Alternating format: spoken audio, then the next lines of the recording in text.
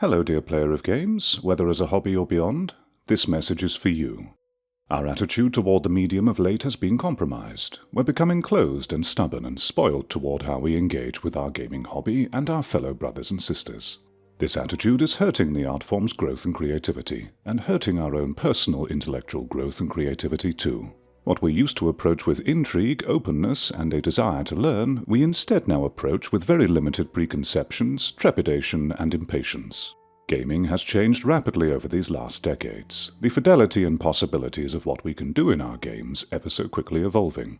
It's not difficult to get caught up in the rapids of change when dominant companies, corporations, and their media mouthpieces disguised as independent reviewers grip hold of our minds with hype and trends and expectations flashed in our faces without reprieve.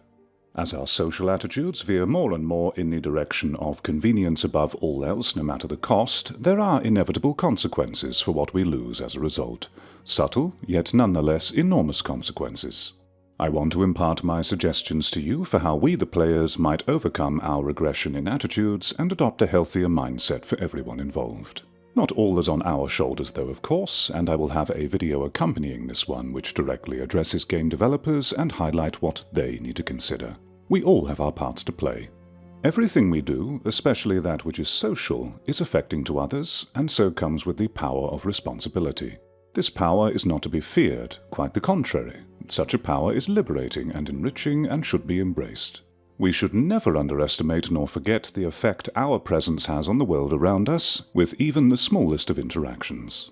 I'll now elaborate on important considerations and responsibilities I believe we all have and should actively employ whenever we can.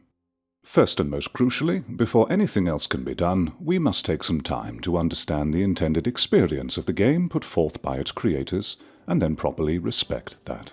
We must not forget that each game is a self-contained world with a design objective for the exact experience it wishes to provide.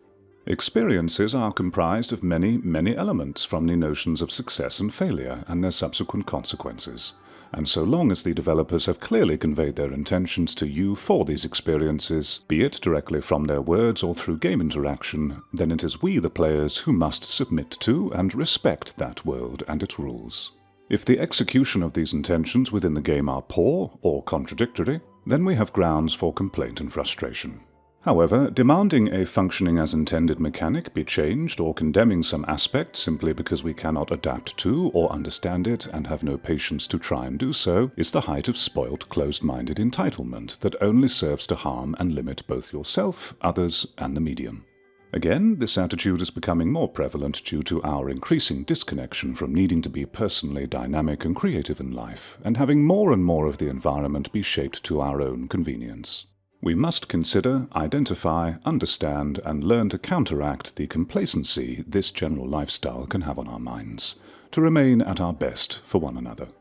Further elaborating on this is responsibility number 2. We should not expect games experiences to pander to or be tailored to our personal needs and expectations.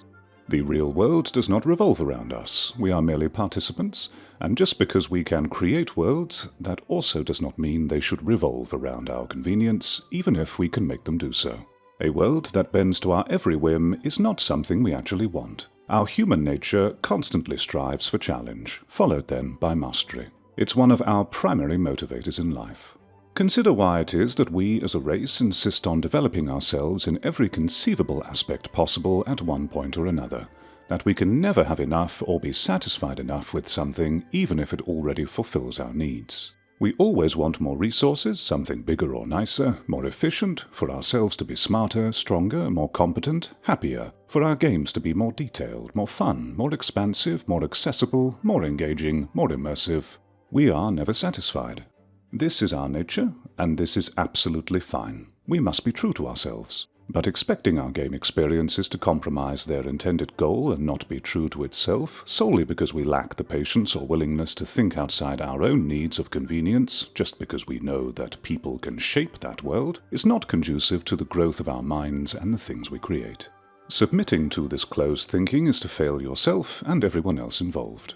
Of course, there should be ever-increasing base standards for interaction, and we know games are made to accommodate us, the player, and many elements are designed in a way to give us the upper hand without our awareness. But let's not mistake the function of being able to participate with the world as being a guarantee of success in doing so just because we're there. Having done our part, if we meet a game experience that is still struggling to realize itself and we're clear on what it's trying to be, the best thing we can do is to identify what aspects it may develop on to achieve its intended goal, and pass on that feedback, even if it goes against our own preferences. We all hope, after all, that we can exist true to ourselves, and no one denies us that chance just to satisfy their own personal needs. So let's not deny others in the same way. Third, we should not rigidly define how a game is or isn't to play based upon the primary camera placement. This attitude is limiting to the potential experiences and learning of skills, and creates pressure for developers to homogenize gameplay mechanics in fear of reprisal from us. The only thing we should rightfully expect are that the mechanics be adequate to well-functioning for the developer's intended design goal, and if so, we let the game be what it wants to be. If we still don't like it, that does not mean it is bad, broken, or a failure, it just means it's not for our tastes. Fourth and finally, when communicating with our fellow players via text, do not assume others should immediately understand our tone and intent without any effort on your part to convey it accurately. Communication is a complex and nuanced process. We infer a huge amount of unsaid details through things like tone of voice, facial and bodily expressions, timing, eye contact, not to mention unique cultural and environmental differences in how we interact, to name but a few. Communication is quite literally a complex and nuanced process. We infer a huge amount of unsaid details through things like tone of voice, facial and bodily expressions, timing, eye contact, not to mention unique cultural and environmental differences in how we interact, to name but a few. Communication is a complex and nuanced process. We infer a huge amount of unsaid details through things like tone of voice, facial and bodily expressions, timing, eye contact, not to mention unique cultural and environmental differences in how we interact, to name but a few. All of these are vital to help us understand one another beyond the baseline of the words themselves, because words alone are rarely ever enough. We need more than that. Obviously, much of this is impossible with text, but our languages have evolved to compensate for this somewhat with punctuation and text-specific ways of conveying tone. If we pay no attention or care to use these rules when we write, then we've no permission being surprised, defensive, or hostile when our meaning, intent, and tone are inevitably misunderstood. And with this in mind, is it any wonder why online forums are presently assumed to be places of automatic hostility and misunderstanding when we communicate? They've become domains of constant defensive mindsets because so few take the proper care to make themselves understood, and yet still expect understanding.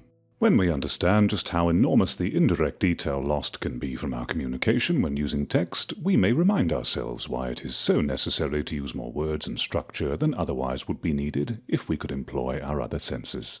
The responsibility of conveying your meaning and intent lies with you first and foremost. If you don't care for this, then expect to live in a horrible social world where everyone is an enemy by default waiting to attack you.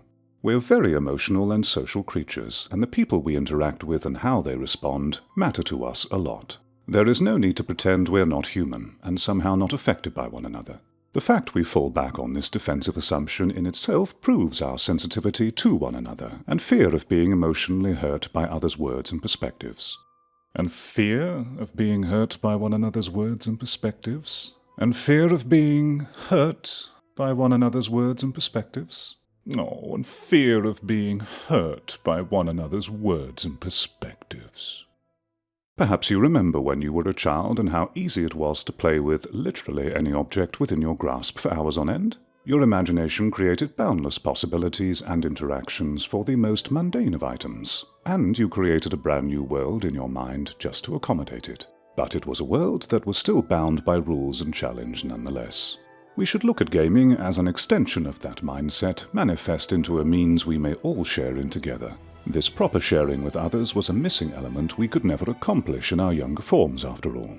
As players, and even as people in general, we should embrace and uphold the responsibilities mentioned for the benefit of our own personal growth and potential for the experiences we create, and to allow the creative mediums, and again ourselves, the space needed to experiment and keep finding new ways to offer challenge and consideration toward being a more competent and understanding individual that is a part of and constantly affects a larger community.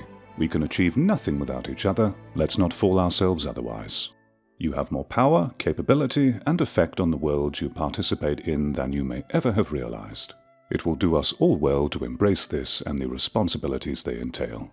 It will be liberating, enriching, and more freeing for all.